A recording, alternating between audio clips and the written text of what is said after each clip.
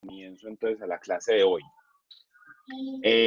Vamos a empezar hoy con nuestra clase 20 de mayo y vamos a continuar con el tema de los medios probatorios de los cuales venimos hablando. Estábamos hablando hasta hace poco de la prueba documental y entonces vimos una cantidad de cosas y en la última sesión dejamos un documento con una parte sobre la prueba documental. Entonces, quiero empezar preguntando si alguien tiene alguna duda de lo leído o si no, para pasar a otra prueba, que hoy la idea sería ver la prueba pericial que está regulada en el artículo 226 del Código General del Proceso, teniendo en cuenta que ya no nos quedan sino dos clases, ¿sí? La clase de hoy, la próxima semana tendríamos evaluación, y la clase posterior a esa evaluación y ya después sería el final. Entonces, teniendo en cuenta eso, la idea sería que hoy veamos lo respectivo a la prueba pericial y resolver si alguien tenía alguna duda acerca del documento.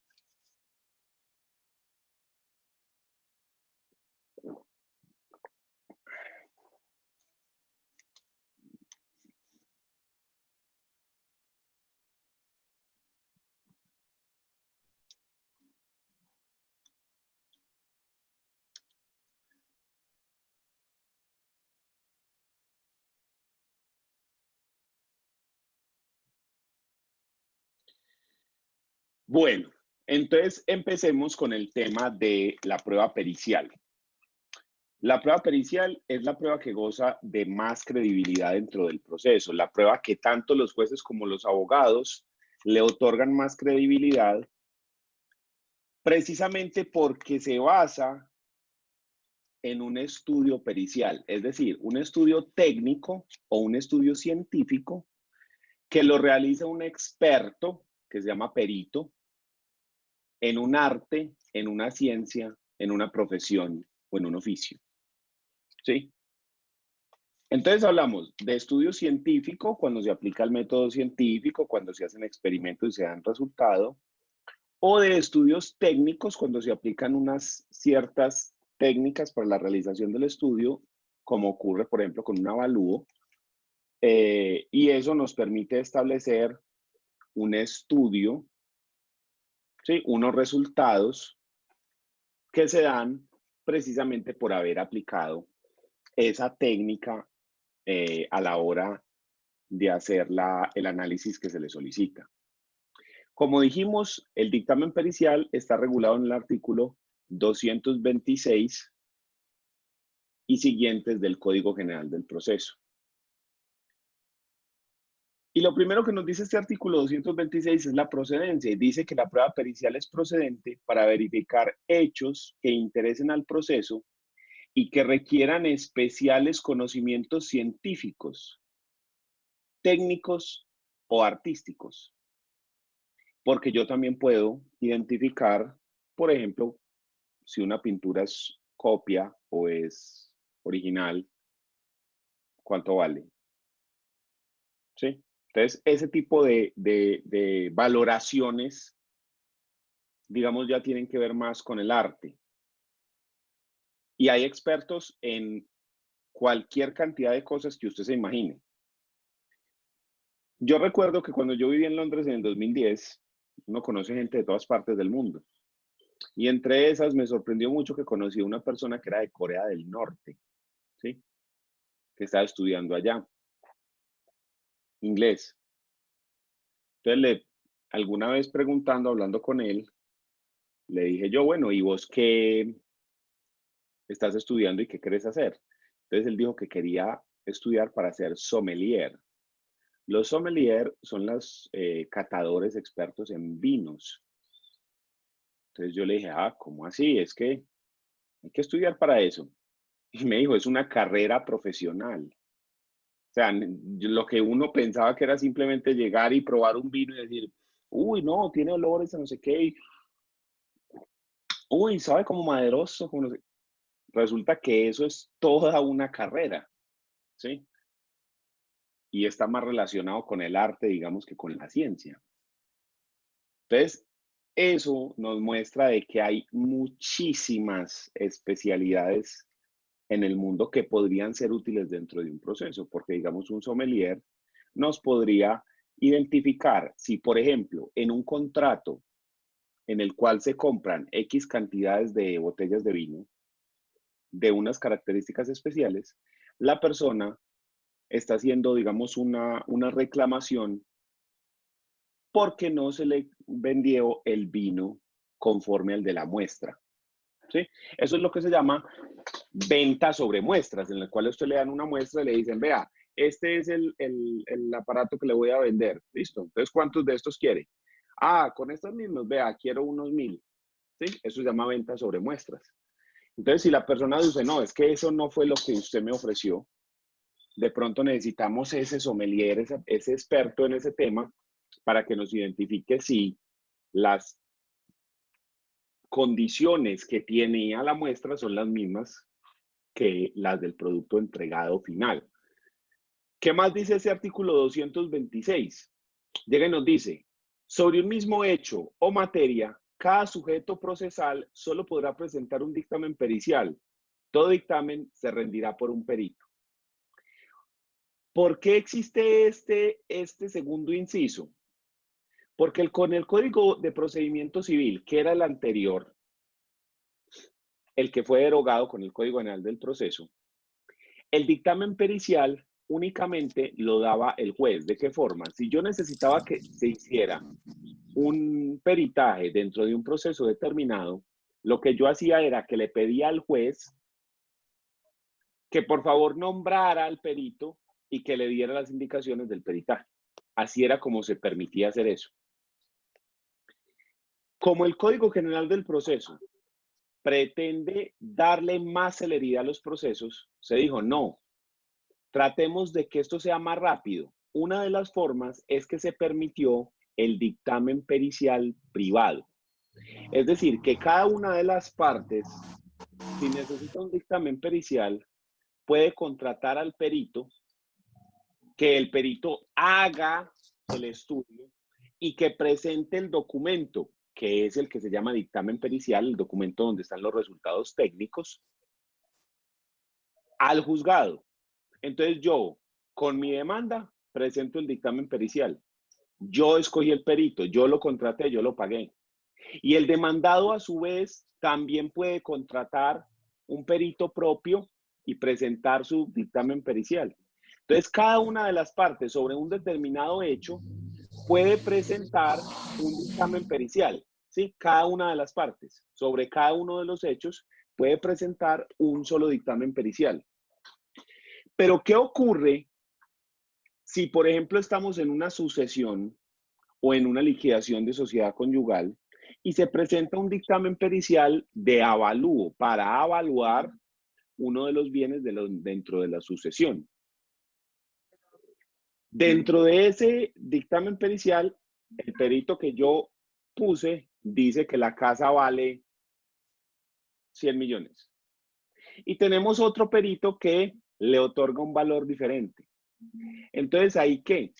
Ahí el juez de oficio puede decretar un tercer peritaje, en el cual el juez de oficio decreta el peritaje y de oficio nombra al perito y le otorga las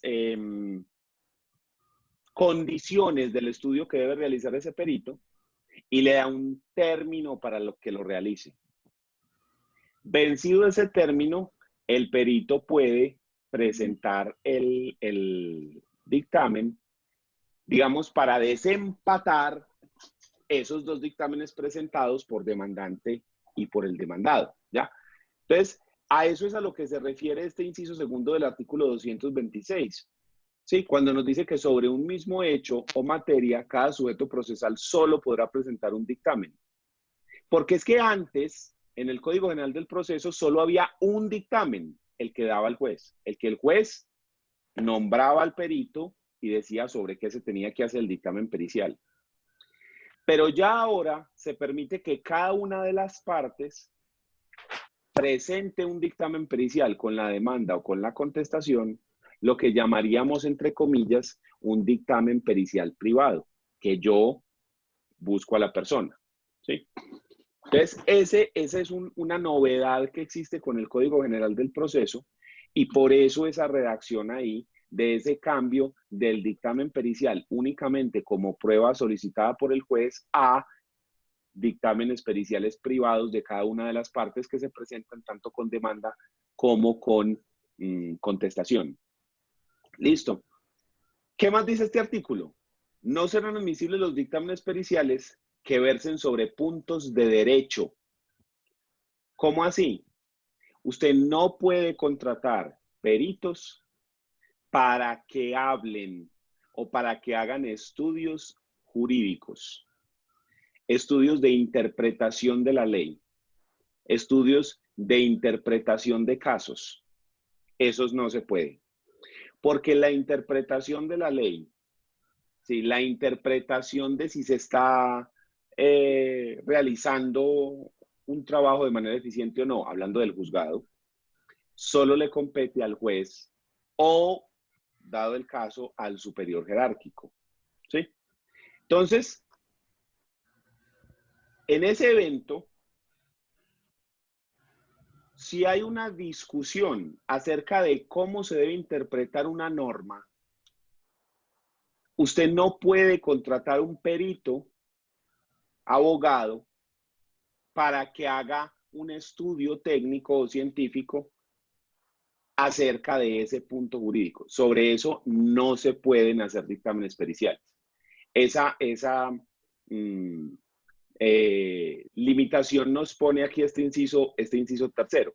Y tiene sentido, porque es que la idea del dictamen pericial es que nosotros estamos buscando a un experto en un tema, en una profesión o en un oficio, y lo que nos dice ese experto es lo que nosotros vamos a creer. Si nosotros buscamos un experto, un abogado experto en un tema que nos haga un dictamen pericial, entonces la visión de ese experto tiene que ser acatada por el juez. Y ahí es donde nos genera un problema, porque recuerden que el principio de legalidad implica que los jueces están sometidos al imperio de la ley, pero ellos no tienen que acatar lo que dice otra persona. Ellos son libres para aplicar las normas según la jurisdicción, que es la facultad que les da el Estado para resolver un conflicto. Entonces, no es viable desde ese punto porque entonces el juez tendría que acatar los puntos de vista y las interpretaciones jurídicas que haga ese tercero y tendría que valorar ese dictamen pericial. Entonces ahí se desprestigia, se desvirtúa la función del juez. ¿Qué pasa si el juez está en desacuerdo con el dictamen dado por el perito? ¿Sí? Si estamos hablando de ingeniería, pues el juez no podría estar en desacuerdo porque él no es ingeniero, entonces no puede debatir lo que se dice. Pero el juez sí es abogado, entonces para debatir ese punto de vista jurídico, entonces ya tenemos una pelea de interpretación jurídica por parte del juez contra el perito. Entonces eso lo que hace es alejar al juez de su función, que es resolver el conflicto, y meterlo más bien en una discusión por la identificación de si él es quien tiene la razón o la razón la tiene ese perito. Entonces, por eso en ese inciso tercero del artículo 226 se prohíbe los peritajes sobre puntos de derecho, sin perjuicio de los dispuestos en los artículos 177 y 179 para la prueba de la ley o de la costumbre extranjera. Porque tanto la ley y la costumbre extranjera sí deben ser probadas, son hechos que requieren prueba. Entonces, para ello sí se podría solicitar un perito para lograr demostrar que eso sí es una costumbre o una ley en otro país. ¿Listo? Sigamos. Sin embargo, las partes podrán asesorarse de abogados cuyos conceptos serán tenidos en cuenta por el juez como alegaciones de ellas. ¿Sí? Es decir, ¿dónde está el peritaje jurídico? Eso es lo que hacen los abogados de las partes. Los abogados de las partes son los expertos en derecho y lo que ellos consideran, lo que los abogados consideramos, lo que los abogados analizamos frente a un tema determinado, nosotros lo exponemos, pero no mediante un dictamen pericial, sino que lo exponemos en los famosos alegatos de conclusión. Después de que se ha surtido la parte probatoria de los procesos, entonces se abre un espacio que generalmente es de 20 minutos para cada persona, donde para cada uno de los abogados, donde los abogados lo que hacen es realizar esos alegatos de conclusión, ¿sí? Eso lo vemos nosotros en procesal civil general y procesal civil especial cuando analizamos el contenido de la audiencia inicial, que es esta que está acá, ¿sí? Entonces miren que en la audiencia inicial, lo primero que se hace es la resolución sobre excepciones previas, que son las que van a atacar el proceso para que el proceso no inicie, porque el proceso tiene un problema como caducidad, como falta de jurisdicción, como falta de competencia, etcétera. Entonces, en ese caso, eso es lo primero que hay que resolver. Y se pueden practicar pruebas para estas excepciones previas. Si obviamente las excepciones previas resultan infundadas, no tienen fundamento, entonces se continúa el proceso. Si resultaron fundadas, que sí tienen fundamento, pues el proceso no puede iniciar. ¿Listo? Entonces aquí en este evento es que no se le dio trámite a las excepciones previas. Lo que sigue es la conciliación, la audiencia de conciliación. Luego pasamos a el control de legalidad y luego hablamos de toda la práctica de las pruebas iniciando por los alegatos. Una vez se han practicado todas las pruebas, perdón, iniciando por el interrogatorio. Una vez se han practicado todas las pruebas, entonces ahí sí pasamos a los alegatos de conclusión, que es el espacio que, como les decía, se le da a cada uno de los abogados para que exponga, después de practicadas las pruebas, todos los argumentos por los cuales él considera que se le debe dar la razón a su cliente. Esto incluye los argumentos jurídicos y la interpretación jurídica que hace cada uno de los abogados. Entonces, en ese momento, no como dictamen pericial, sino como alegato de conclusión, es que el experto, entre comillas, que son los abogados de las partes, dan su opinión jurídica.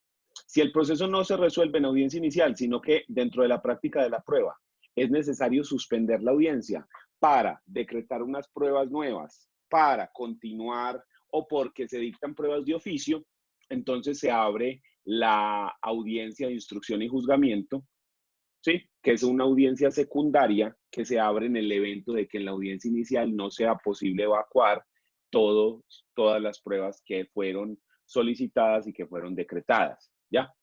En esta audiencia de instrucción y juzgamiento encontramos también que se abre la práctica de pruebas, las que fueron decretadas con anterioridad, ¿sí? Como vemos acá con interrogatorio a peritos, ¿ya? Declaración de testigos, exhibición de documentos y otras pruebas decretadas.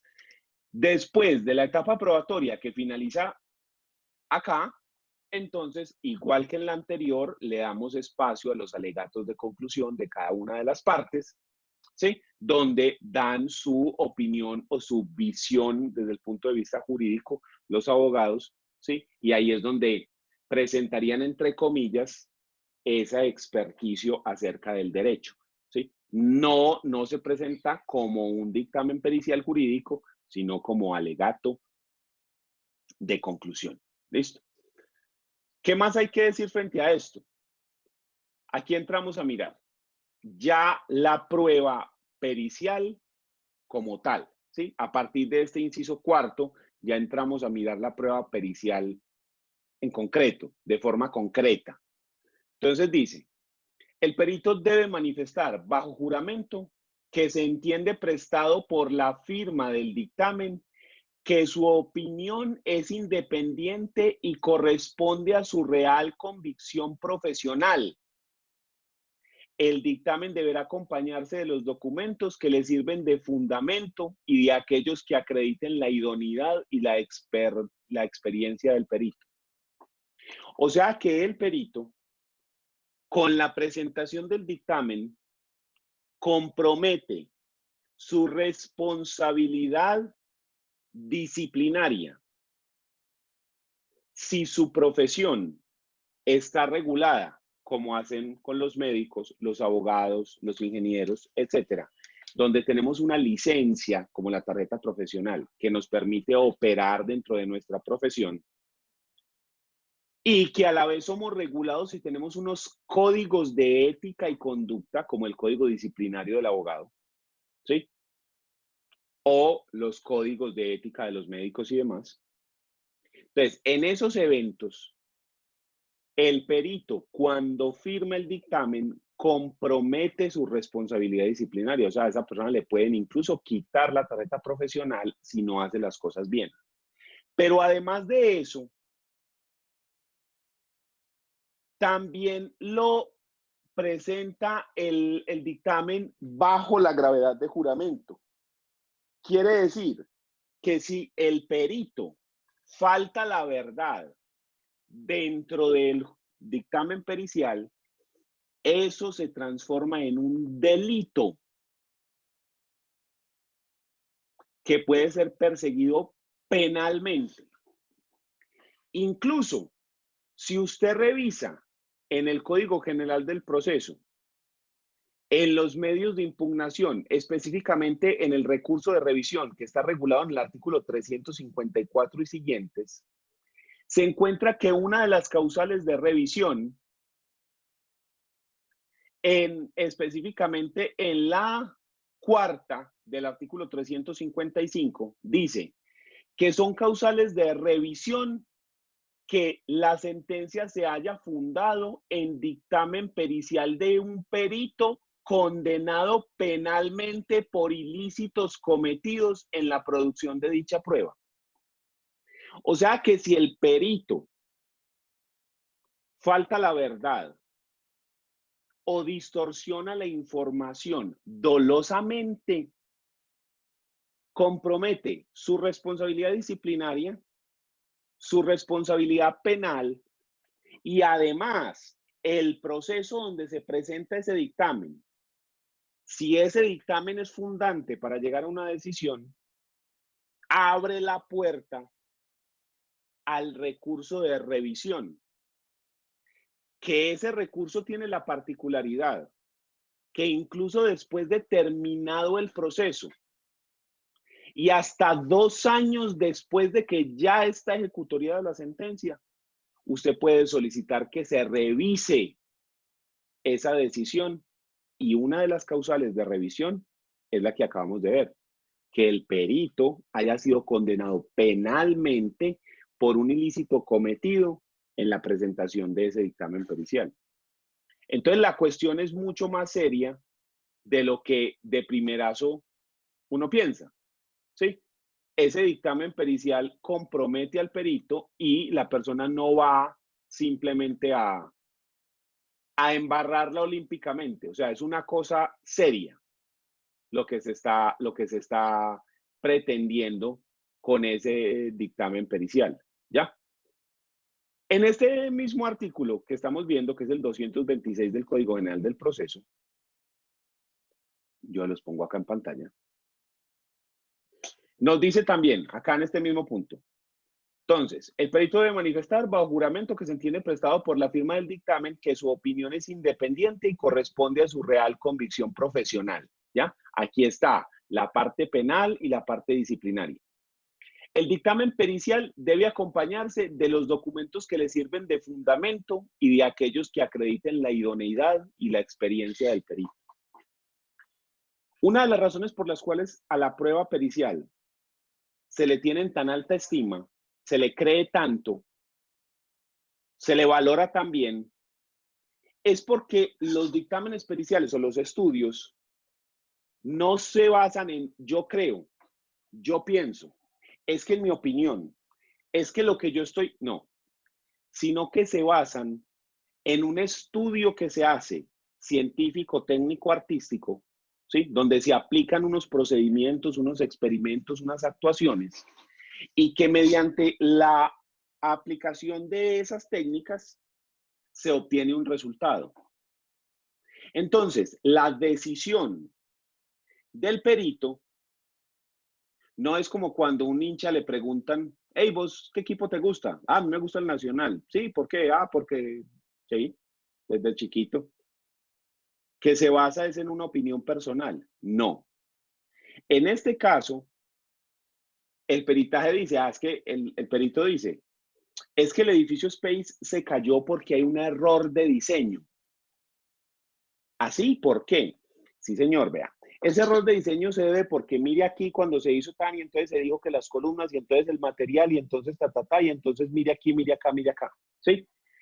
Todos esos documentos son los que le sirven de fundamento para llegar a esa discusión final o a esa evaluación final que es la que contiene el dictamen pericial. Y esos documentos se deben aportar, porque esos documentos son los que le dan el fundamento al dictamen.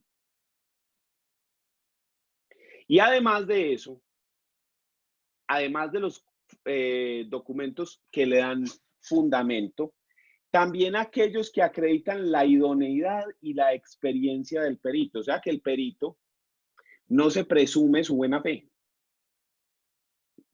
no se presume su conocimiento de un tema, sino que la persona debe acreditar por qué es experto o por qué él practicó la prueba idónea para determinar esa situación. ¿Cómo se acredita? Depende del dictamen pericial que estemos hablando. Si estuviéramos hablando, por ejemplo, de una prueba de ADN, entonces se tiene que acreditar quién la practicó, que esa persona es un médico genetista y entonces tiene que aportar su licencia, ¿sí? De pronto hasta su acta de grado se le exige para saber que sí cumple con los requisitos para ser genetista, que la prueba se presentó en un laboratorio autorizado por Colombia, entonces se presentan las credenciales del laboratorio, ¿ya? Que se utilizaron reactivos y procedimientos aprobados por la ley colombiana, entonces eso también tiene unos acreditaciones. No sé si ustedes recuerdan, pero cuando usted va donde un médico a una cita médica, casi todos los médicos tienen unos cuadritos así azulitos colgados en alguna parte del edificio que son unas autorizaciones para funcionar que les da el Ministerio de Salud, ¿sí? Que tienen un simbolito que es como un muñequito así. Esos son parte de las credenciales en las cuales se le da permiso a ese lugar y a esas personas para prestar el servicio de, sí, lo que sea que esté haciendo la persona, cualquiera que sea su especialidad en medicina, sea médico general. Entonces, esos, por ejemplo, son lo que le permiten actuar a ese médico, ¿ya? ¿Qué más contiene? Sigamos. Todo dictamen debe ser claro. Y aquí muchas veces se peca, porque si el dictamen es excesivamente técnico, excesivamente científico, lo que es muy técnico o muy científico pierde claridad. Y el dictamen pericial, uno siempre le debe dejar claro al perito que se le va a presentar a personas que comúnmente no comparten su profesión, ¿sí? El dictamen pericial médico se va a presentar para personas que no son médicos. El del contador para personas que no son contadores, ¿sí? ¿Por qué es importante a veces hacer esta advertencia? Para que ellos sepan cuál es el lenguaje y cuál es la forma en la que tienen que expresarse para que el mensaje se entienda, ¿ya? Lo que yo no me canso de repetir, de que la teoría básica de la comunicación implica que hay un emisor, un mensaje y un receptor. Cuando el emisor está construyendo el mensaje, él tiene que pensar en quién es su receptor, quién es la persona que va a recibir esa información, qué calidades tiene. Porque si usted construye el mensaje sin pensar en el receptor, es muy probable que se rompa la comunicación. Si yo empiezo a dar esta clase en alemán, en noruego, ¿sí? En francés, es muy probable que casi todos o todos no entiendan lo que se está diciendo. Pero es que, ¿por qué la persona está hablando en francés o en alemán o en el idioma que sea? ¿Acaso quien está creando el mensaje pensó quién es el que lo está escuchando? Entonces, eso es muy importante. Cuando uno es profesor de pregrado, a ser profesor de posgrado, uno encuentra eso esa diferencia muy profunda y a muchos profesores, uy, que casi me caigo de esta silla, muchos profesores no les gusta dictar en pregrado precisamente por lo que les estoy diciendo. Porque es que en posgrado usted ya está lidiando con abogados, es decir, las personas que están sentadas al otro lado son abogados. Entonces el lenguaje, las expresiones que yo utilizo son dirigidas para abogados.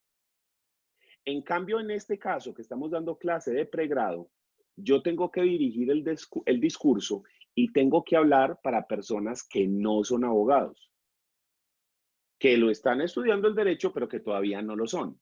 Entonces, la forma en la que se dirige el discurso es diferente. Y usted lo encuentra también en los libros. Si usted coge un libro que va dirigido para pregrado o un libro que ya va dirigido como análisis jurídico para abogados. Ejemplo, la teoría pura del derecho. Quien haya leído la teoría pura del derecho, así sea una página, se da cuenta de que el nivel, el lenguaje, la estructura que se usa es muy diferente a coger un libro de introducción al derecho para pregrado, ¿ya? Entonces, eso también es muy importante que el perito lo sepa. Ya lo debe saber porque si la persona está prestando ese servicio, sabe que el estudio que él va a hacer se lo va a presentar precisamente a personas que no tienen sus mismos conocimientos, ¿ya? Sin embargo, a veces no sobra con hacer esa explicación y con decirle al perito que por favor sea muy claro. ¿Listo?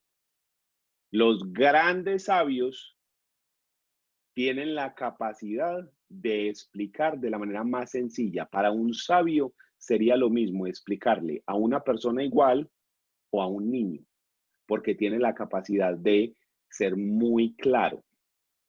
En cambio, si usted solamente le puede explicar a una persona que tiene su mismo nivel, ahí tenemos una falencia. Entonces, ese es un punto importante que hay que recalcar, que el discurso sí esté dirigido de manera correcta. ¿Qué más tiene ese dictamen pericial?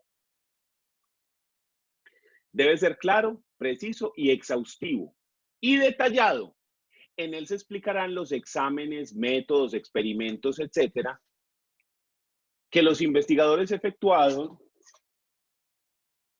experimentos e investigaciones efectuadas, lo mismo que los fundamentos técnicos, científicos o artísticos de sus conclusiones. ¿Sí?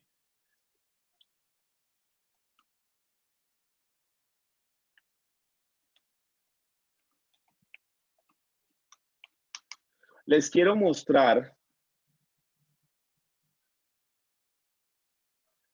denme aquí un segundito.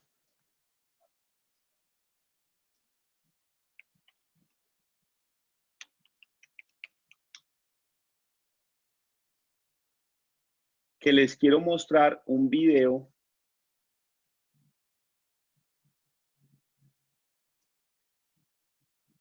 sobre lo que pasó en Hidroituango. Denme un segundito.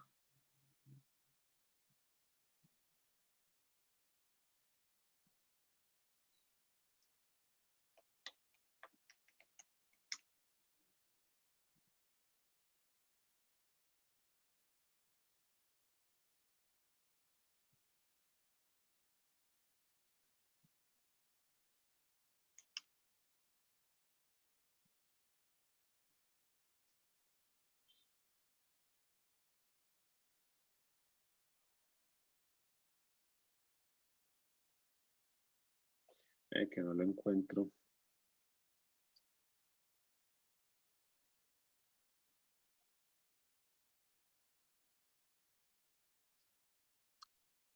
Aquí está. Profe, qué pena. Que si llega el Ya mismo. Sebastián Giraldo, por favor. Sí, ya mismo.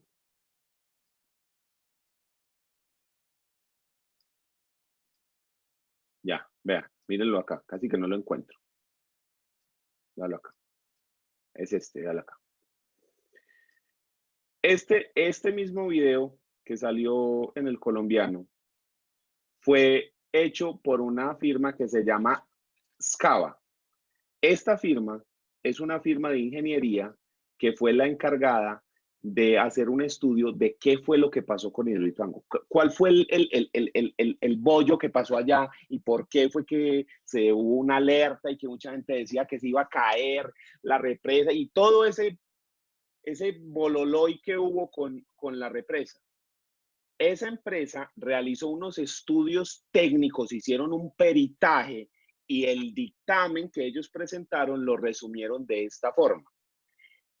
Tengan en cuenta que estamos hablando de ingeniería, física, química, o sea, de cosas altamente especializadas. Sin embargo, les voy a poner el video para que ustedes miren cómo funcionaría un dictamen, en este caso mediante un video, pero también se puede hacer por escrito y eso está acompañado pues de un escrito donde está dicho todo lo que se dice en el video y además donde se demuestran todas las cosas que se hicieron para demostrar esto. Entonces les voy a mostrar, les voy a compartir este punto.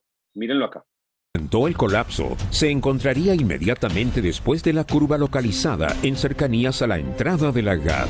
Por esta situación, el flujo de agua generaría esfuerzos de corte mayores en la pared y el piso de la zona exterior de la curva.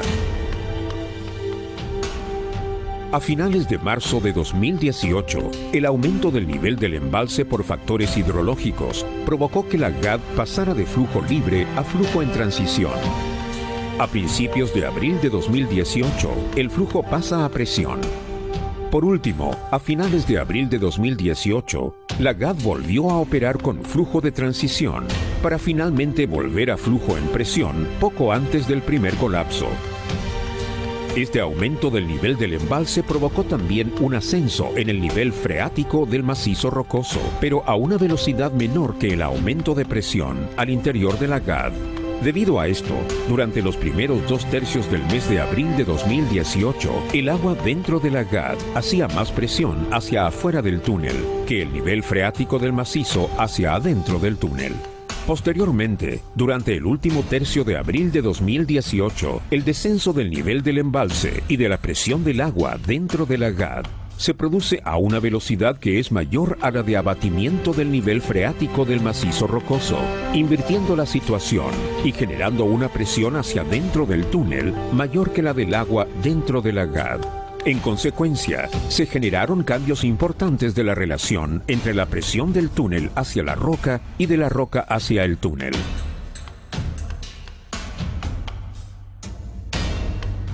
En el sector existen singularidades geológicas llamadas cizallas. En el tramo de análisis, estas singularidades geológicas se encontrarían expuestas en el piso del túnel. El material de relleno de estas cizallas es en algunos sectores lavable y erosionable por el flujo de agua. La cizalla es erosionada y su relleno es arrastrado por el flujo de agua. Al remover el relleno de la zona de cizalla, se generan superficies de debilidad en la roca que quedan expuestas al flujo. La foliación está bien desarrollada, es de alta persistencia y tiene una separación cercana a 20 centímetros. Dado que el tamaño del bloque medio de roca pesa 50 kilogramos y el flujo tiene una capacidad de arrastre muy superior a este valor, los escombros son removidos fácilmente por la corriente. Esto genera una progresión en la zona de cizalla.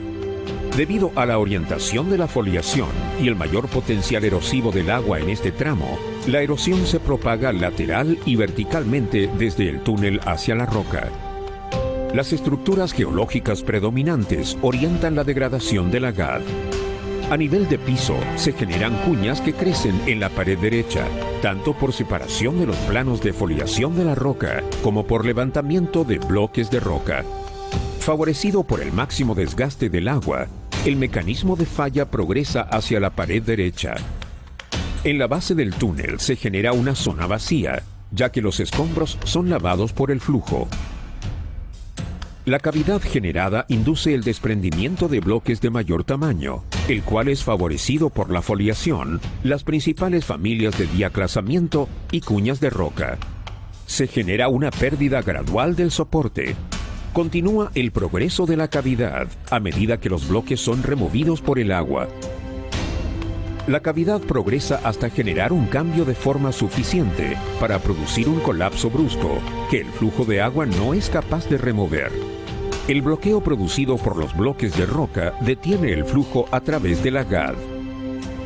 La detención súbita del flujo dentro del túnel produce un aumento en el nivel del embalse. Al aumentar el nivel en el embalse, se incrementa la presión de agua sobre el tapón. Esto último conduce a un destaponamiento. Al destaponarse el túnel, queda una cavidad inestable. La cavidad progresa, acercándose al contacto entre la roca y el suelo.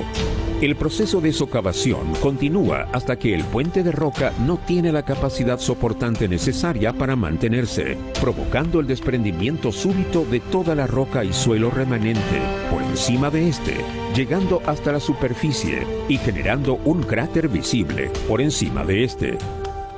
El tapón se conforma de roca fracturada, suelo y materia orgánica de permeabilidad muy baja, generando el taponamiento definitivo del túnel GAD.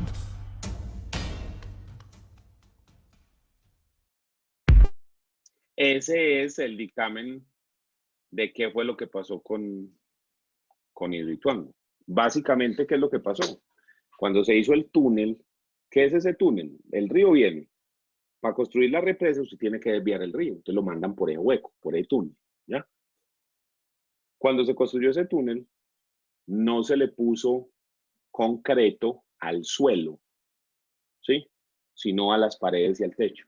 Y entonces lo que mostraron ahí, que se fue socavando, que se fue desgastando y que en esas singularidades que ellos llaman cizallas que tiene la tierra, el agua se lo fue comiendo, se lo fue comiendo, se lo fue comiendo hasta que están.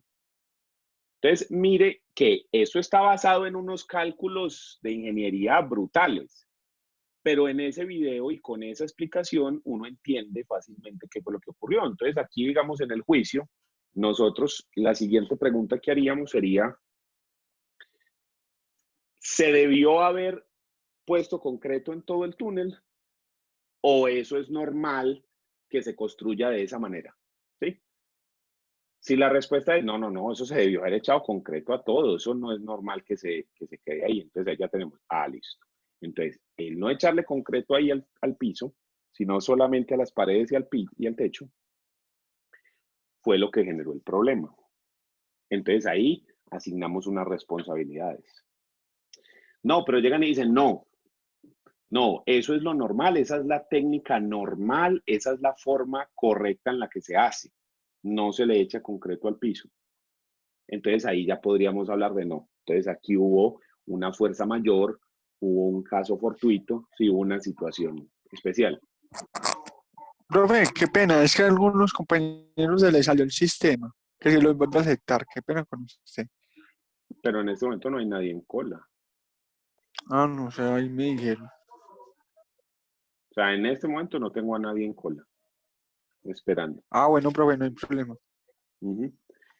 Entonces, esa es una muestra de cómo el dictamen debe hacerse detallado, claro y exhaustivo, ¿sí?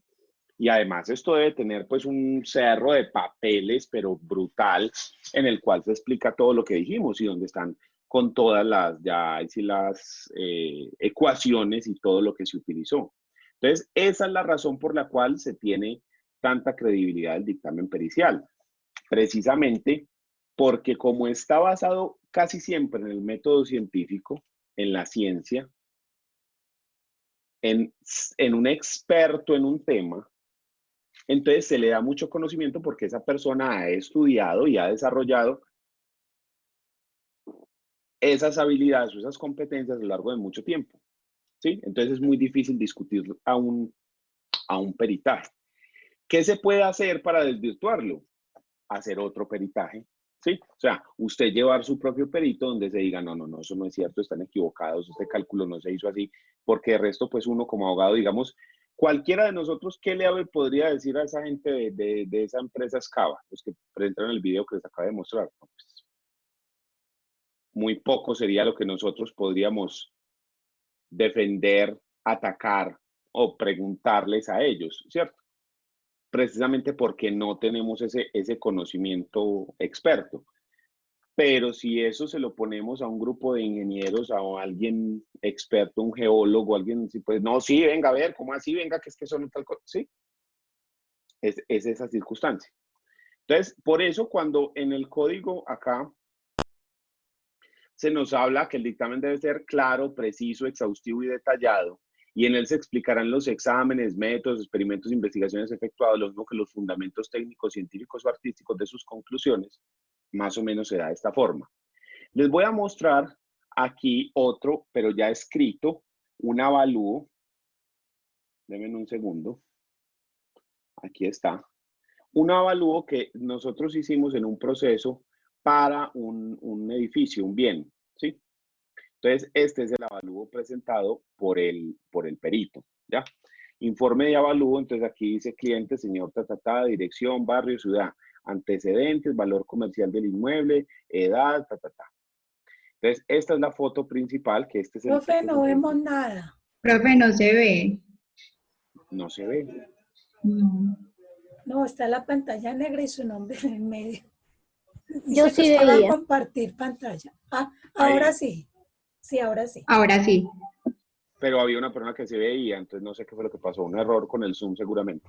Entonces, otra vez, este es el dictamen, sí, informe de avalúo. Aquí están los datos del cliente, estrato del sitio, edad, y entonces aquí vienen con ya los aspectos jurídicos, ¿ya?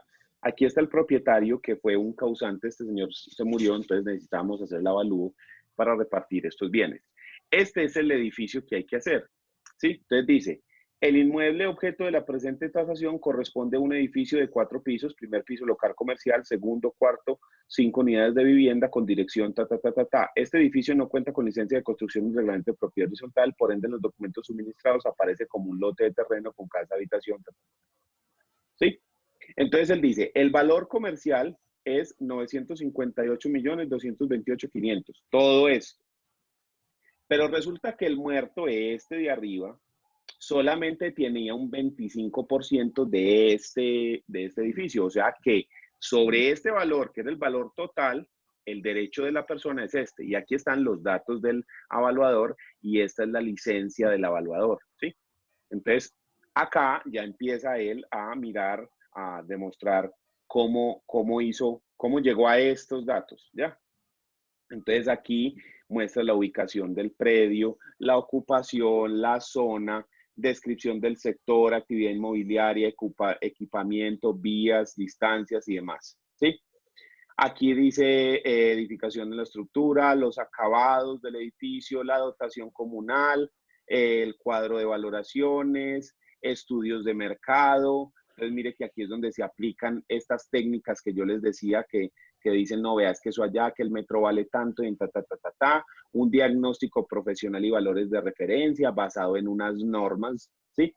Que son lo que le dan la tecnicidad, la cientificidad a esto. El cuadro de valoración, mire que aquí se habla ya con valores por metro cuadrado de cada una de las viviendas y los locales comerciales.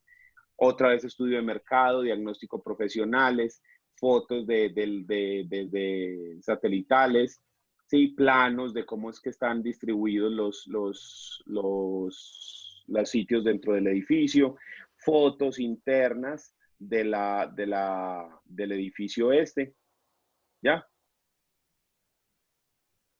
Entonces, mire que todo esto está encaminado, todo esto a servirle de fundamento a este que es el dictamen, ¿sí? A decir, vea, esta propiedad toda vale esta plata, pero en la parte de él vale esto. Y entonces uno dice, 900, casi 1.000 millones de pesos por ese puto edificio tan feo.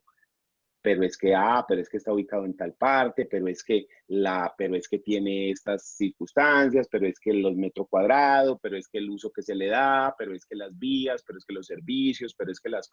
Entonces, todas esas particularidades que a la persona se refiere ahí abajo en ese dictamen pericial, le dan el fundamento a decir por qué ese edificio vale 1.000 millones de pesos. Que uno lo ve y uno dice, 1.000 millones de pesos por ese edificio.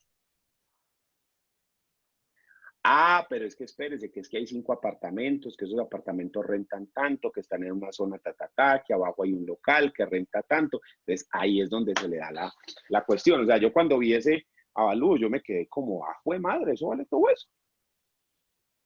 Bueno, no hay problema, ¿sí?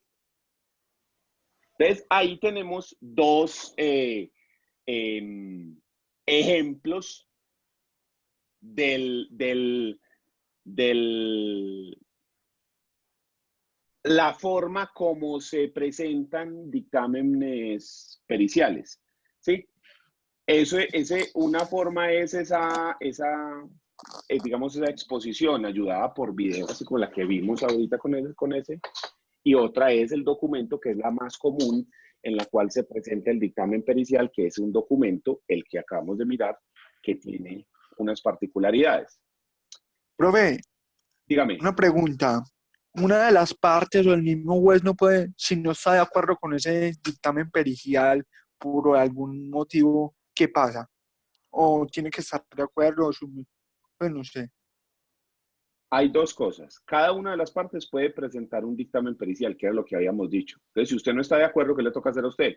Presentar su dictamen pericial. Entonces, por ejemplo, en las sucesiones eso es muy común. Yo llevo mi dictamen pericial donde dice que ese edificio vale 1.000 millones. Si usted dice que eso es mucho o que eso es muy poquito, entonces usted lleva su propio dictamen pericial donde controvierte el anterior. Y el juez, a su vez, si él no está convencido, él puede de oficio nombrar un perito para que haga un nuevo estudio. Pero también se puede controvertir. Entonces usted le puede solicitar al perito que vaya a la audiencia pública, a la audiencia de instrucción y juzgamiento o a la audiencia inicial, y que sustente de manera oral su peritaje. Incluso se puede llevar a otro perito para que le haga preguntas y éste pueda sustentar su trabajo. Entonces hay muchos mecanismos en los cuales usted puede controvertir esa prueba. ¿Sí? La sustentación, incluso haciéndole preguntas por medio de otro perito. Otro peritaje directo que se haga, y se pueden hacer hasta 3, uno del demandante, uno del demandado y uno de oficio. Entonces existen muchos mecanismos para controvertir esas pruebas periciales. Pero cuando la prueba se hace de manera científica, ahí tenemos un problema. Porque es que la matemática, los números, no mienten. Entonces yo puedo preguntarle acerca del método utilizado, de la forma en la que se tomaron las muestras, de la forma en la que se hizo una cosa o la otra. Pero llega un punto en el que yo ya simplemente no puedo decir nada. Lo que ocurre con la prueba de ADN, yo puedo decir, pero ¿cómo se tomó la prueba? Sí, sí se tomó con las personas que eran. ¿Era prueba de sangre o prueba de saliva? ¿Se hizo con un pelo? ¿Se hizo con qué? ¿Cómo fue obtenida la prueba? ¿Ya? ¿Qué reactivos se utilizaron? Pero ya llegados a discutir el resultado como tal, ya ahí sí queda muy difícil porque es que ahí yo, ¿cómo voy a discutir los números, la ciencia en sí? Ya ahí sí, jodidos. Entonces, hay que tener en cuenta esa circunstancia. Gloria, ¿iba a decir algo? No, Muy bien. Sigamos entonces con ese artículo 226. Dice, el dictamen suscrito por el perito deberá contener como mínimo las siguientes declaraciones e informaciones. Entonces, aquí me hablan del contenido del dictamen pericial. Yo no entiendo por qué. Si en el artículo 226 estamos hablando de la procedencia, ¿cuándo procede o no? ¿Por qué dentro de ese mismo artículo y no se hizo un artículo diferente para hablar del contenido del dictamen pericial? Porque eso es otro tema diferente. O sea, parece que donde tenían que economizar artículos, no lo hicieron. Y donde tenían antes que crear más artículos, ahí sí se los economizaron. Muy extraño, pero ese es el 226, ¿ya? Entonces llega en ese mismo 226, que es el de la procedencia extrañamente, nos dice, el dictamen suscrito por el perito deberá contener como mínimo las siguientes declaraciones e informaciones. Primero, la identidad de quien rinde el dictamen pericial y de quien participó en su elaboración. Entonces, miren que en el dictamen que yo les mostré, en el dictamen del avalúo, ¿sí? En este dictamen, aquí están los datos de la persona que realizó el avalúo, ¿ya? ¿Qué más dice ese artículo 226?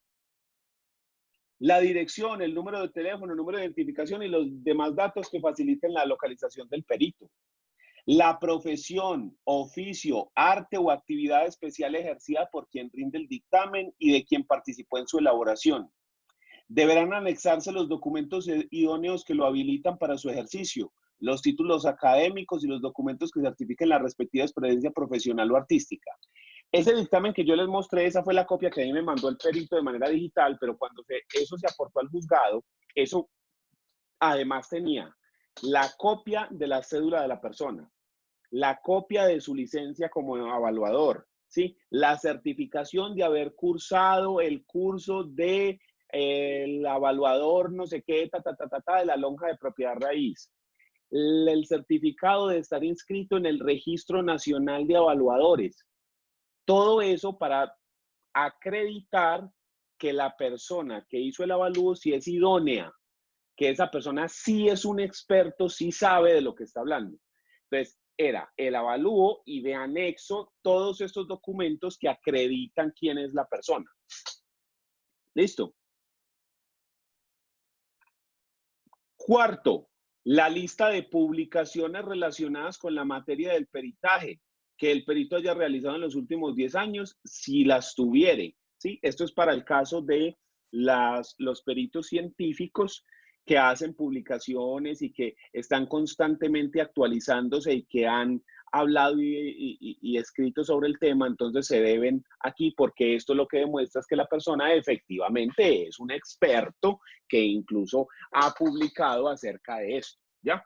Pero no pues publicaciones de que escribió una novela de romance o algo, no, estamos hablando de publicaciones de tipo científico que tengan relación con el tema, que tengan un impacto directo para decir, ah, sí, este señor es un monstruo con ese tema, ¿ya? La lista de los casos en los que haya sido designado como perito o en los que haya participado en la elaboración de un dictamen pericial en los últimos 4 años. Dicha lista debe incluir el juzgado o despacho en donde se presentó el nombre de las partes o de los apoderados de las partes y la materia sobre la cual versó el dictamen. Entonces, si la persona es evaluador, entonces presenta un dictamen, un listado de todos los procesos con radicado, nombre de partes y demás, donde él hizo avalúos. ¿Ya? Para establecer lo mismo, que la persona sí es idónea y que ya ha realizado eso. Si no tiene ninguno, pues entonces simplemente no presenta nada.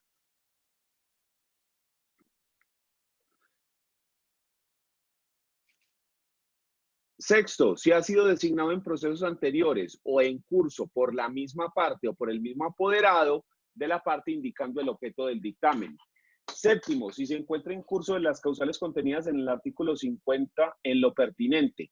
Esto es básicamente que haya inhabilidades o incompatibilidades del perito con las partes o con los abogados. Octavo, declarar si los exámenes, métodos, experimentos e investigaciones efectuados son diferentes respecto de los que ha utilizado en peritajes rendidos en anteriores procesos que versen sobre las mismas materias. En caso de que sea diferente, deberá explicar la justificación de la variación. Básicamente, si usted utiliza un método diferente, una maquinaria diferente, si utilizó un experimento, una investigación, algo diferente a lo que ya se había hecho, tiene que decir por qué razón se cambió el método. No, es que hay una nueva máquina, que esta máquina analiza tal cosa y tal otra, ¿sí? Entonces, por ejemplo, ahorita no sé si han escuchado con lo de las famosas pruebas para detectar el COVID, que hay unas pruebas que sirven, hay otras que sirven más o menos y hay otras que no sirven ni para trancar una puerta. Resulta que lo que evalúan y la forma como se dan esas pruebas son diferentes. Entonces, unas pruebas lo que miden es la hormona no sé qué, otras pruebas lo que miden es la proteína no sé qué, ¿sí? Entonces, su grado de confiabilidad depende de cuál es el procedimiento que se utiliza para medir eso, ¿sí? Es lo mismo, ¿cómo se va a hacer una prueba de embarazo? Entonces, se puede hacer dos cosas. La prueba de orina, ¿sí? O la prueba de sangre. La prueba de orina mide unas hormonas y contenidos que están presentes dentro de la orina y la prueba de sangre mide otros. ¿Por qué es importante establecer si se hizo de una forma o de la otra? Porque la forma, el método utilizado nos puede también hablar de la credibilidad o la fiabilidad de ese método. Cuando uno va a hacer una prueba de ADN, existen 3 formas de hacerla, según el número de reactivos que tenga. El número de reactivos son el número de patrones que se van a comparar entre las 2 muestras. Entonces hay 8, 16 o 32 reactivos. La mejor es la de 32, que tiene más parámetros de comparación, ¿sí? Esa es la que tiene el grado de 99,999999% de probabilidades de ser verídica. Las otras disminuye el grado de certeza. ¿Qué otra diferencia tienen? El costo. La de 8 vale casi la mitad de lo que vale la de 32, porque se utilizan más reactivos. Pero por lo tanto también es menos confiable, no tiene una fiabilidad tan alta. No es que sea del 60 o del 50%, no, también son desde arriba de los 90, sí. O sea, estamos hablando de porcentajes muy altos. Pero no es ese grado de certeza que nosotros conocemos del 99% de probabilidades, ¿sí? Esa es la de 32 reactivos y esa vale como casi 2 millones de pesos hacer la prueba entre 2 personas, de A a B. Si usted le va a sumar más personas a esa prueba para que quede súper, entonces eso hace que el costo sea más alto. Hace poco, en una sucesión, nos ocurrió esto. Se murió el señor Pedro Pérez y ese señor Pedro tenía 4 hijos. De muy buena plata el señor, ganadero, había unas fincas y unos animalitos muy chéveres. Entonces había que repartir esa plata entre la compañera permanente y los 4 hijos. Y de pronto apareció un hijo más o un supuesto hijo más que dijo, vea, yo soy hijo extramatrimonial o me dijeron que yo era hijo extramatrimonial, vengo a ver a mí qué es lo que me toca. Entonces se le dijo, listo, señor, sí, si usted tiene derecho, pues efectivamente se le integra la sucesión y se le reparte a lo que tiene derecho. Sin embargo, vamos a practicar la prueba de ADN. La practicamos en el laboratorio Genes, que queda en Monterrey. Y entonces allá fue donde nos explicaron lo de los reactivos. Entonces nosotros les dijimos, sí, queremos practicar la prueba para identificar si esta persona era hijo de Pedro Pérez con la máxima certeza que haya. ¿Cuál es el problema? Que ya no tenemos la persona para comparar. El señor se murió, lo cremaron ya hace como 6 meses, 1 año, y este man apareció. Entonces, no tenemos material genético para hacer esa comparativa. Entonces, ellos nos dijeron, los del laboratorio, esta prueba se puede hacer con los familiares más cercanos. Necesitamos varias personas para hacer la prueba. Los ideales son los hermanos o los medios hermanos, la mamá del muchacho, la mamá de los hermanos y un hermano del muerto, ¿sí? Por esta razón, nos explicaban allá. Tenemos aquí a varias personas. Entonces tenemos, este es el muerto, ¿sí? Y el muerto a su vez dejó unos hijos, ¿sí?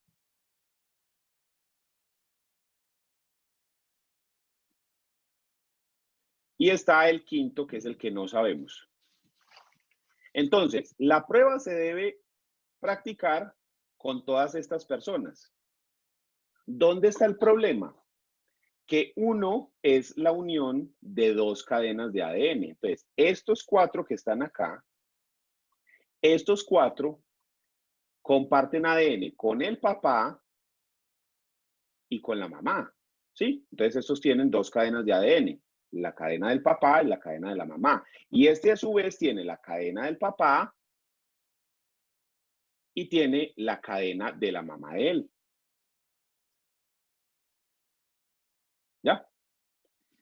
¿Qué ocurre? Nosotros necesitamos otro, así como el señor, el hermano de este señor, que también comparte las mismas 2 cadenas, papá y mamá, para identificar cuáles son los ADN de este señor.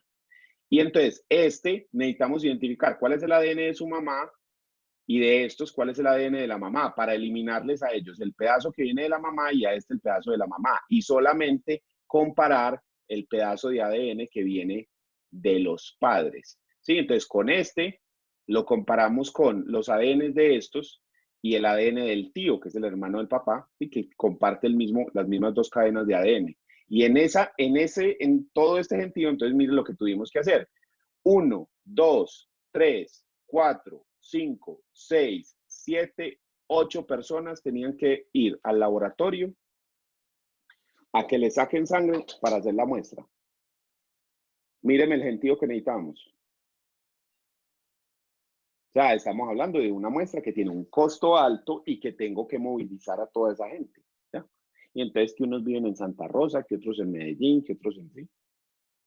Y todos los tengo que movilizar para la práctica de la prueba. Entonces mire que siempre es una cosa compleja, pero haciendo la prueba de esta manera, la manera correcta, entonces ahí es donde se da el resultado y donde se dice definitivamente el muchacho no era hijo del muerto.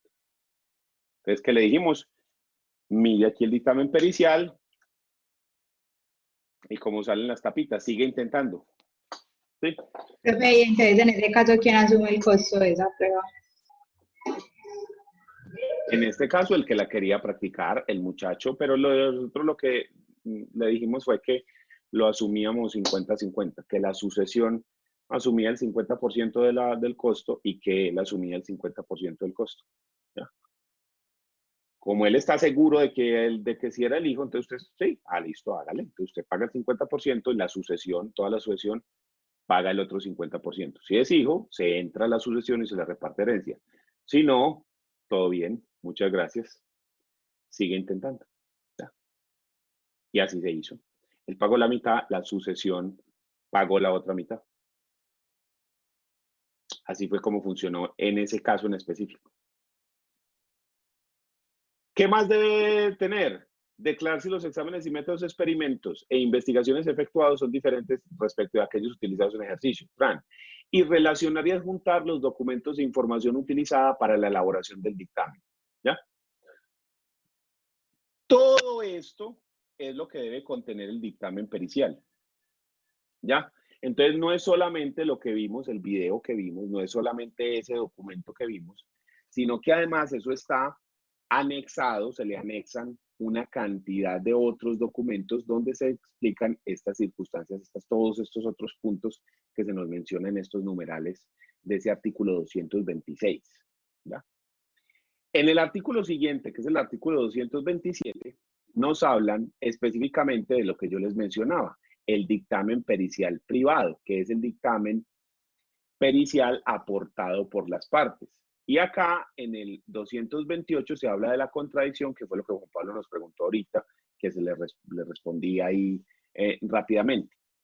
Primero miremos este y luego nos metemos con la contradicción para que mire efectivamente ya cómo es el intríngulis del asunto cuando se quiere hacer la controversia del dictamen pericial. ¿Listo?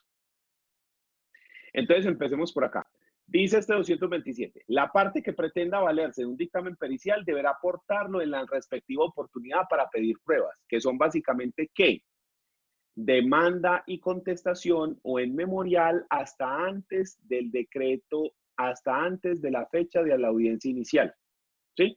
En cualquier parte de ese momento se pueden solicitar pruebas por parte del demandante o por parte del demandado. ¿Sí? Cuando el término previsto sea insuficiente para aportar el dictamen, la parte interesada podrá anunciarlo en el escrito respectivo y deberá aportarlo dentro del término que el juez conceda y en ningún caso podrá ser inferior a 10 días. Porque, ¿qué ocurre si yo solicito la prueba pericial, pero la audiencia es dentro de 8 días? Yo puedo solicitar que se aplace la audiencia hasta tanto no tengamos el dictamen pericial y puedo incluso pedir más tiempo. Dice que lo mínimo que se le otorga cuando usted pide y cuando va a presentar una prueba pericial son 10 días. Eso es lo mínimo. Generalmente lo que conceden los jueces son 20 días hábiles para la realización de la prueba del dictamen pericial. Sin embargo, ese término se puede modificar y el juez puede conceder más término dependiendo de si el perito necesita ampliar ese plazo. Pero lo mínimo que le dan para que se practique la prueba son 10 días hábiles. Ese es el término mínimo que se le da. Generalmente lo que utilizan los jueces son 20 días. Y en algunos casos se amplía otro tanto dependiendo de qué tan rápido o qué tan lento sea practicar la prueba. ¿Ya? Por ejemplo, nosotros esa prueba de ADN la tuvimos que practicar 2 veces porque la primera vez se cometió un error y fuimos al laboratorio INSER. Ese es un laboratorio especializado en fertilización, en inseminación artificial, en esas clases de tratamientos, no tanto en pruebas genéticas.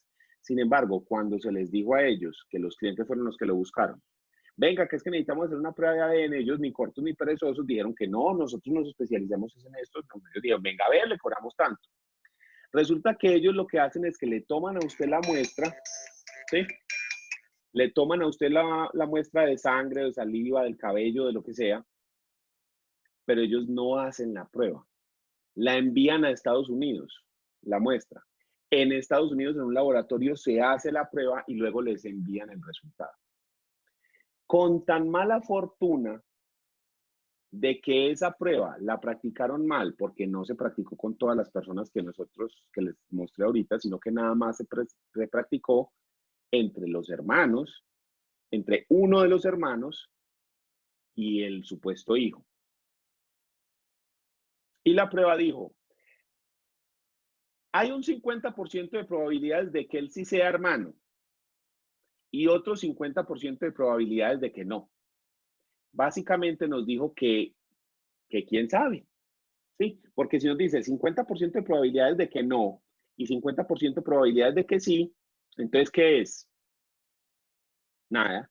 Entonces, cuando nos llegaron con esa prueba, nosotros les dijimos, ay, no jodas, hombre, pero ¿cómo se fueron para ese laboratorio? Fuimos incluso al laboratorio a ver si había un médico o si había un genetista o alguien que nos pudiera explicar ese resultado y nos dijera qué fue lo que pasó. Y allá fue donde nos dimos cuenta que allá no hay médicos, que allá hay personas, técnicos, que son los que toman las pruebas, pero ellos no las hacen, sino que las envían a Estados Unidos. Y éramos nosotros ahí vestidos así con el traje de abogados, todos así, y un montón de familias ahí, unos llorando, otros felices, así. Y nosotros, pero ¿en dónde nos metimos? Fue un poco de un mural gigantesco con fotos de bebés, monos, blancos, negros, dios, azules, amarillos, de todos los tipos. Y nosotros mirábamos así, y fotos de niños, y fotos de familias, y nosotros éramos como, pero esta gente, ¿por qué vino a este laboratorio? O sea, esto es para otra cosa. Sí, se notaba en la decoración y en todo. Y después cuando nos dijeron que no, que nadie nos podía explicar eso hasta que llegó la gerente y nos dijo, vea, lo que pasa es que la prueba se toma así, y la enviamos a Estados Unidos y Entonces ahí fue cuando nosotros dijimos, se perdió esa plática, muchachos. No, eso así no se puede hacer. Entonces ahí fue cuando fuimos a INSER, a Genes, que es el que queda en Monterrey, que allá sí son expertos en ese tema en específico. Sí, entonces allá sí fue cuando nos dijeron, no, vea, la prueba entonces se tiene que hacer así y entonces tiene que venirse a hacer con estas personas y se hace con tantos reactivos y toda la parafernalia pues de eso. Vea, les comparto si alguna vez necesitan, miren acá, este es el laboratorio que les digo. ¿Ya?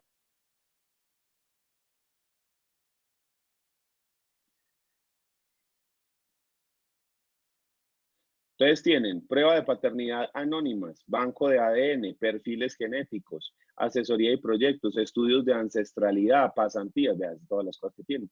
¿Sí? Y mire aquí pues las acreditaciones y las cosas que les decía que pueden funcionar, que son estas.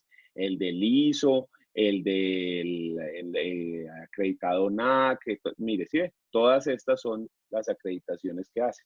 Entonces, cuando ellos emiten el dictamen va acompañado por todos estos sellos y dice quiénes fueron las personas que participaron en el dictamen y las personas, cuáles son las acreditaciones que tienen. Todo eso lo trae ese dictamen. ¿Listo? Ahora sí, ya hablemos de lo que nos preguntaba ahorita Juan, que es la contradicción del dictamen que está regulada en el artículo 228. Dice este artículo, la parte contra la cual se aduzca un dictamen pericial podrá solicitar la comparecencia del perito a la audiencia, aportar otro o realizar ambas actuaciones, lo que yo les decía, que usted puede controvertir un dictamen pericial, usted presentando otro, o llamar al perito a audiencia para que el perito justifique en audiencia que él sustente el trabajo que ha realizado dentro de audiencia pública, ¿ya? Estas deberán realizarse dentro del término de traslado del escrito con el cual haya sido aportado o en su defecto dentro de los 3 días siguientes a la notificación de la providencia que lo ponga en conocimiento. ¿Cómo así? Cuando se presenta la prueba pericial, estamos dentro del proceso, ¿sí? Estamos dentro de un proceso y entonces aquí se aportó la prueba pericial. La aporta una de las partes, por ejemplo.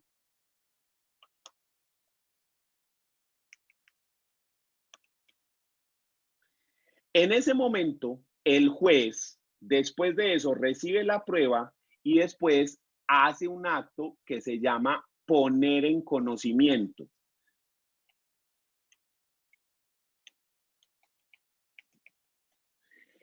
Ese acto lo que hace es que le notifica a las partes por estado de que esa prueba ya es parte dentro del proceso. Y usted puede ir al juzgado y obtener copia, leerla. Y a partir de ese momento, se le empieza a usted a correr el término de traslado, que es, como nos dijeron ahí, de 3 días para solicitar cualquiera de los medios que nos regula este artículo para controvertir ese dictamen pericial. Se puede solicitar el otro dictamen, se puede solicitar que el perito concurra a audiencia para que sustente de manera oral el peritaje que ha realizado. Entonces, por eso se habla del término de traslado. Cuando usted lo presenta, preséntelo con la demanda, con la contestación, con un memorial, el perito que fue nombrado por el juez, la forma en la que sea, pero en el momento en el que eso ingresa al juzgado, el juez debe realizar después de eso un acto que se llama poner en conocimiento, ¿sí? Cuando se dice, vea, ocurrió esto, tengan en cuenta que hay un dictamen que dice estas cosas.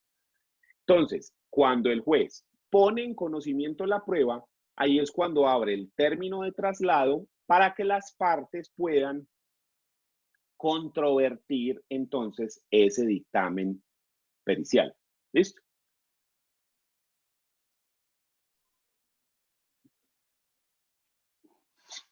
En virtud de la anterior solicitud, o si el juez lo considera necesario, citará al perito a la respectiva audiencia, en la cual el juez y las partes podrán interrogarlo bajo juramento acerca de su idoneidad e imparcialidad y sobre el contenido del dictamen.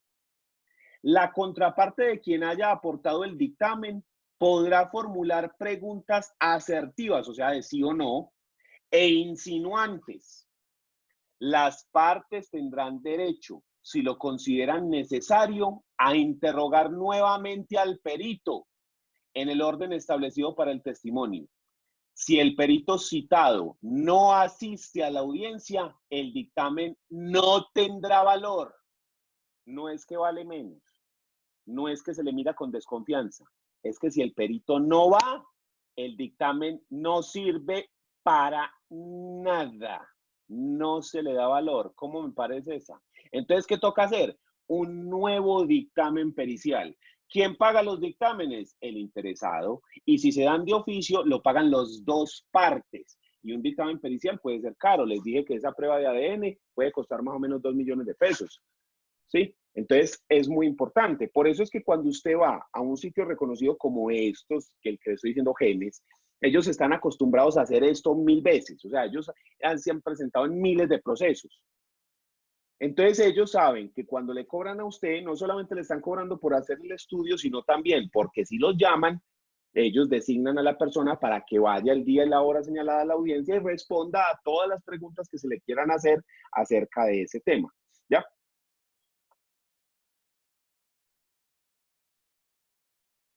Si se excusa al perito antes de su intervención en la audiencia por fuerza mayor o caso fortuito, o sea que él no fue por fuerza mayor o caso fortuito, el juez recaudará las demás pruebas y suspenderá la audiencia para continuarla en nueva fecha y hora y señalará antes de cerrarla, en la cual se interrogará al experto y se surtirán las etapas del proceso pendientes. El perito solo podrá excusarse una vez. Las justificaciones que por las mismas causas sean presentadas dentro de los 3 días siguientes a la audiencia solo autorizarán el decreto de la prueba en segunda instancia, si ya se hubiere proferido esa sentencia. Si el perito fuere de única instancia, Básicamente es que si el perito no acude a esta controversia del dictamen, la prueba se deja sin efectos. ¿Por qué razón? Porque todas las personas, en el artículo 29 de la Constitución, tienen el derecho de controvertir las pruebas que se alleguen en su contra. ¿Sí? Ese artículo 29 es el debido proceso.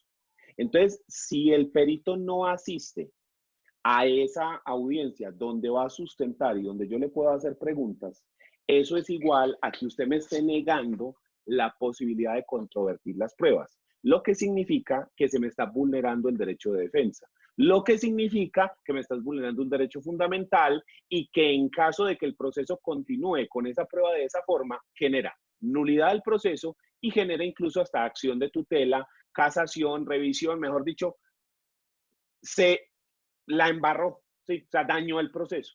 Entonces, como es tan importante, porque eso está directamente relacionado con el derecho de defensa y con el debido proceso, se tiene que garantizar que usted puede controvertir el dictamen pericial. Y más teniendo en cuenta lo que les dije, que es la prueba que más credibilidad tiene, la prueba que está mejor vista de todos los medios de prueba, esa es la mejor, mejor que el documento, mejor que todo. Porque es que esta no se trata solamente en la que alguien dice, sí, yo lo vi, o un papel donde hay una firma, sino que se trata de que hay una persona experto que aplicó un método científico o técnico y que está dando el resultado de ese estudio especializado y que esa persona está comprometiéndose penal y profesionalmente. Entonces esa prueba tiene muchísimo respaldo. Por eso es que tiene tanto valor. Entonces, si usted no me deja controvertir esa prueba, y esa prueba me perjudica, yo prácticamente perdí el proceso. Lo que ocurre con el proceso de filiación. Usted hace la prueba de ADN y sale positiva o negativa y usted ahí ya qué puede hacer, vean. Sí. Yo tuve un caso en el cual había un proceso de filiación y entonces nosotros pedimos la prueba de ADN y la contraparte pidió unos testigos. Y nosotros decíamos, ¿para qué? ¿Para qué esos testigos? Si en la prueba de nosotros sale que sí o que no, ¿qué van a hacer esos testigos? ¿En qué van a modificar la percepción del juez? Así la prueba diga que sí o que no. Si el testigo dice lo contrario a la prueba, ¿qué va a hacer el juez? O el juez le va a dar validez a la prueba pericial por los testigos. O sea, prácticamente en los procesos de filiación usted practica esa prueba y se acabó el proceso. Por eso es que yo digo que eso no debería siquiera ser una demanda. Eso no tendría por qué ser un proceso judicial, sino que eso debería ser un trámite en el cual yo digo, vea, Pedro Pérez es mi papá. Ah, listo, sí señor, practíquese la prueba de ADN, si le sale positiva, le da. Ah, es que Pedro no la quiere practicar, listo, entonces le queda cuñado, él es su papá. Ah, pero ¿cómo así? Entonces practíquese y le diga que no. Listo, y ya se resolvió el asunto. Y se acabó y nos ahorramos una cantidad de procesos gigantes. En este momento, la noticia de esta semana anterior es que apareció un supuesto hijo de J. Mario. ¿Sí? Y que se puede volver un bololo y eso con la sucesión de ese señor. Y harta plática que tenía el amigo J. ¿Sí? ¿Qué es lo que tienen que hacer? Hacer una prueba de ADN con ese pelado para poder establecer si es hijo o no. Si es hijo, le toca, pero es que nada, le toca. Y hay que repartirle la herencia. Si ya hicieron la sucesión y ya se repartieron las cosas, entonces les toca recoger otra vez todo y volver a repartir. Y si se gastaron plata, responder con su propio patrimonio. Y todo se basa en una prueba pericial, si el pelado tiene o no tiene el ADN. ¿Listo? Entonces, dejemos ahí. Por favor, terminen de leer esta parte de la contradicción del dictamen pericial que está en el artículo 228 y lo que respecta a el artículo 229, 230, 31, estas partes pues que nos hablan de el dictamen pericial, ¿sí? Hasta el 235, que es donde ya se acaba la prueba de dictamen pericial, para que ya nos quede el panorama completo de la prueba pericial. El próximo miércoles hacemos la evaluación con todos los temas, hasta la prueba pericial, incluyendo los artículos que les digo que por favor lean. Y la clase de más encima terminaríamos ya la materia y hablaríamos de la inspección judicial y de los indicios, y ya con eso terminaríamos la materia. Y la semana de más arriba sería ya el examen final. No se preocupen, si no, todavía no ven reflejada la nota, pero es que en Interactivo hubo unos problemas la semana pasada y estaban cambiando el servidor y entonces hubo una cosa, entonces me dijeron que no moviera nada en Interactiva, que porque de pronto se perdían las cosas. Empecé yo a sudar petróleo, pero al final no se perdió nada. Entonces ya ahora sí puedo volver a trabajar en eso, entonces por eso es que todavía no se ve reflejada la nota del examen, ¿ya? Pero ya lo voy a hacer porque ese problema todavía con Interactiva. Incluso el decano me escribió y me dijo, necesito que se meta y esté revisando toda esta semana a ver si se ha perdido información y fíjese ahí, no mueva mucho Interactiva, que lo están moviendo, no sé qué. Estaban haciendo como unas actualizaciones y lo estaban organizando, pues, en pocas palabras. Entonces, por eso no se ha movido nada ese sistema. Porque nos dijeron que lo dejáramos quietecito, pero ya sí lo podemos empezar a trabajar. Entonces, la próxima clase a las 2 de la tarde en IVA Interactiva encuentran el examen y la semana de más encima terminamos el tema, resolvemos el examen y terminamos el tema de la materia y ahí sí, colorín colorado, este cuento ha terminado. ¿Dudas, preguntas, comentarios, chismes? Profe, el examen sí será de preguntas de selección múltiple, ¿cierto? Sí, yo creo que sí. Ah, Creo pues, que profe, pasito que es bolero, estamos acabando. Sí, suave que es bolero, listo. Yo veré, si no, y estamos Profe. acabando en serio, ya se acabó este semestre, men. Dígame. Ya. Profe, ¿cómo nos fue en el anterior con preguntas abiertas? ¿Usted cómo nos dio? Bien, había, por lo general, bien, no falta la persona que uno le dice, deme 3 diferencias y me da 2, ¿sí? Deme 3 diferencias entre el pan de queso y el pan de bono. Y empiezan a hablar de los buñuelos y de la natilla y de otras maricadas que uno dice, marica, las hijueputas diferencias, ¿sí? U otros dice, son muy parecidos, los dos se hacen con la misma masa. Y uno, marica, las diferencias, por amor de Dios, las diferencias, era la pregunta, ¿sí? Eso siempre pasa. Entonces a mí no me sorprende. Pero digamos que por regla general a todo mundo le fue bien y todo mundo estaba muy, muy en la onda, ¿sí? Lo que sí les digo es pilas, que cuando uno le dice la diferencia son las diferencias, ¿sí? Y entonces uno dice, pero no va a haber nadie que me diga que hay uno que tiene un hueco en la mitad y el otro no. Sí, las diferencias más obvias. Y la gente pasa de esas diferencias y dice, no, la más obvia no puede decir. No, esa no, ¿sí? Entonces, hay veces que uno se queda como, ay, Dios. Pero por regla general, bien. El otro también que a veces tuve problemas, pero no muchos, porque me lo escribí para que lo viera, es cuando dice de un ejemplo de tal cosa. Si no da el ejemplo, no se tiene como válido. Sí hubo como una persona que no puso el ejemplo y yo le puse como, pues no jodas ya, no jodas. Pero de resto sí estuvo bien el examen anterior. Entonces, bueno, eso es todo. Ya saben que el segundo semestre va a empezar desde el 10 de agosto.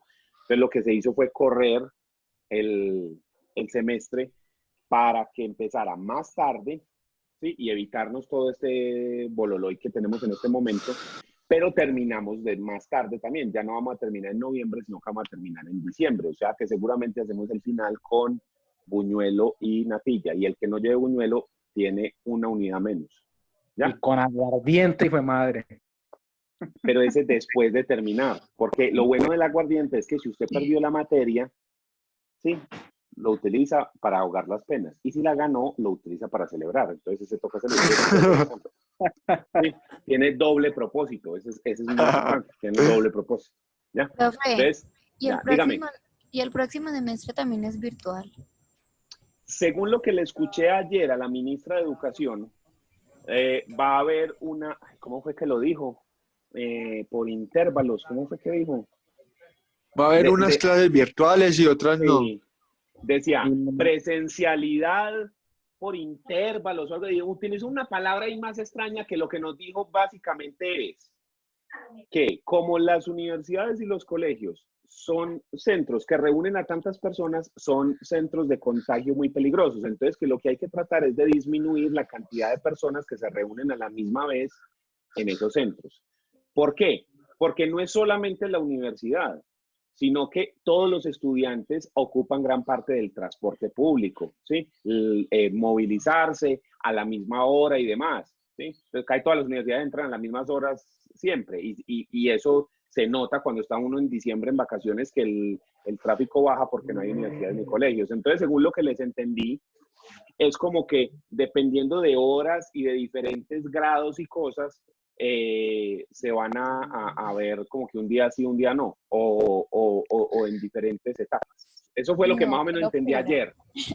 Pero ella lo que dijo fue que las propuestas específicas y las formas específicas en las cuales se iban a hacer, las estaban cuadrando el Ministerio de Educación con los gobernadores locales, alcaldes y gobernaciones, y las secretarías de educación locales. Es decir, cada ciudad o cada departamento tiene que proponer como unas fórmulas en las cuales se dice, o sea, ella está hablando de la idea general anoche, que era esa presencialidad mediada por esos intervalos, ¿sí? Por ejemplo, ella decía, si en un salón, si están 10º, 11, 9º, 8º, entonces por decir que los lunes vayan los de 8º, pero no van los de 10º, y así, pues más o menos eso fue lo que entendí, pero dijo que eran las secretarías de educación las que iban a hacer eso. Entonces, es probable que tengamos una semipresencialidad, en el sentido de que haya clases presenciales y clases virtuales. Puede ser una clase sí, una clase no. Puede depender del semestre. ¿Sí? Es decir, los lunes solamente las clases del primer semestre, los martes las clases del segundo semestre, y así. ¿No? Pero todavía no han dicho específicamente cuál va a ser la cuestión, porque lo define el Ministerio de Educación con las secretarías de educación locales. Entonces tenemos que estar pendientes. Lo que yo sé, lo que sí ya es un hecho, es que nosotros entramos el otro semestre el 10 y que terminamos algo así como el 9 o el 15 de diciembre, algo así. El 6, algo así como el 6. Sí, o sea, de las primeras, segunda semana de diciembre. Entonces, para que tengan eso en cuenta. Y estén pendientes, revisando redes, mirando las noticias, pendientes del correo, que cuando ya sepamos exactamente qué, vean. Entonces, Kilton, usted viene los lunes, Estefanía viene los martes, Gloria viene los miércoles. Cuando sepamos ese tipo de cosas, estén pilas que les van a avisar. ¿Listo? Nos vemos. Chao. Eso, profe, gracias. Profe, gracias. Gracias. Dale, que estén bien.